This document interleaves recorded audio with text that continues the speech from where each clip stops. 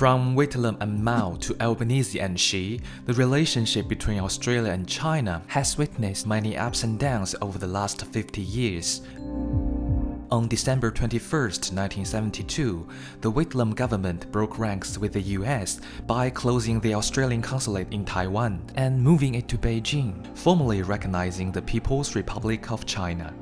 In doing so, Australia became one of the first Western countries to recognize Communist China, years before the United States would follow suit. In 1976, the death of Chairman Mao plunged China into mourning, dealing a final blow to the Cultural Revolution. China was about to change dramatically. In 1978, new leader Deng Xiaoping introduced unprecedented economic reforms. He opened up the country to the world, allowing foreign investment and private businesses to grow. In 1985, CCP General Secretary Hu Yaobang visited Canberra to meet with then Prime Minister Bob Hawke. During this trip, Mr. Hu visited iron ore mines, signed trade deals, and pledged to open new consulates. This trip would lay the foundations for strong future trade between the two countries, as today, China is the biggest buyer of Australian iron ore.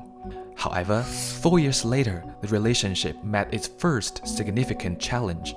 In 1989, the same Hu Yaobang, who was seen as a pro-democracy reformer figure popular among Chinese youth, died of a heart attack. His death sparked uprisings in China, which would eventually escalate into Tiananmen Square pro-democracy movement. Beijing infamously responded to the movement with military force, killing hundreds of students. Foot soldiers went through the square, bayoneting or shooting anybody who was still alive. Thousands have been killed and injured, victims of a leadership that seems determined to hang on to the reins of power at any cost, at awful human cost. Days after the massacre, Mr. Hawke made a historic move by allowing more than 40,000 permanent visas to Chinese students in Australia, prompting the biggest wave of Chinese migration since the gold rush. Despite the fallout from Tiananmen Square, trade between the two countries grew stronger. Things got off to a rocky start when John Howard took on the nation's top job in 1996. Soon after being sworn into office, Mr. Howard angered Beijing by reinvigorating the US allies with criticisms over Taiwan and meeting with the Dalai Lama. Beijing responded by strangleholding Australian businesses in China and freezing ministerial visits. Relations thawed in late 1996 on the sidelines of an APEC summit after a pivotal meeting between Mr. Howard and President Jiang Zemin, which Mr. Howard would later call one of the most important he had as a prime minister. During the Howard era, new leader Hu Jintao became the first Chinese leader to address Australian Parliament. The speech was widely seen as controversial, as parliamentary addresses had previously been reserved for Western allies who used the platform to speak in support of democratic values. As China-Australia relations prove, so long as they understand and treat each other as equals and respect their respective national conditions and circumstances, countries with different social systems may very well become partners of friendly cooperation with constantly increased common ground. 5 years later, China showed off its rise as a global power by hosting the Olympic Games, which was attended by new leader Kevin Rudd. At the same time, the global financial crisis was breaking out, but strong demand and trade ties from China helped Australia to cushion the shock. Over the years, the increase in bilateral trade only continued to strengthen, and by 2010, China overtook Japan as Australia's largest two-way trading partner. But if the first 40 years generally appeared to feature more positive development than negative, the last decade under current leader Xi Jinping has been a significantly bumpier ride. China has always viewed Australia as an important partner. During my visit, the two sides have decided to elevate our bilateral relations into a comprehensive strategic partnership and announced the substantial completion of FTA negotiations. These two important outcomes will further boost China-Australia relations.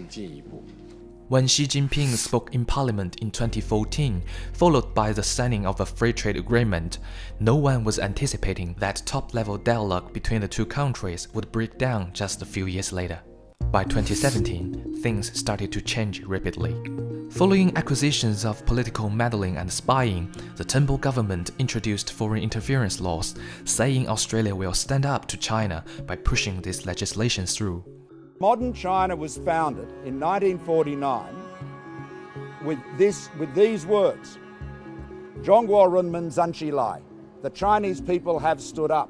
It was an assertion of sovereignty. It was an assertion of pride. And we stand up. And so we say, 澳大利亚人民站起来. The Australian people stand up. Relations deteriorated further after the 2018 Liberal spill saw Scott Morrison take on the top job, as Chinese tech giant Huawei would be banned from Australia's 5G network, and two Australian citizens Yang Hengjun and Chen Lei would be jailed in Beijing, where they remain until today.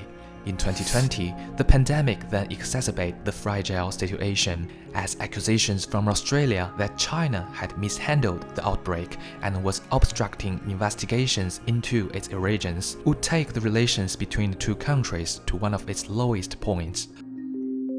Finally, in November 2022, newly elected Prime Minister Anthony Albanese and President Xi Jinping met one-on-one at G20 summit in Bali, effectively breaking the 6-year diplomatic freeze. Today, I think both countries took an important step to moving forward. There are many steps, of course, that we are yet to take, and I have said consistently since before I became Prime Minister, we'll cooperate where we can, disagree where we must, and act in the national interest. While the meeting is a positive step towards improving relations, there remain many roadblocks to a lasting thaw, like China's human rights record, trade relations, and disagreements over the future of Taiwan.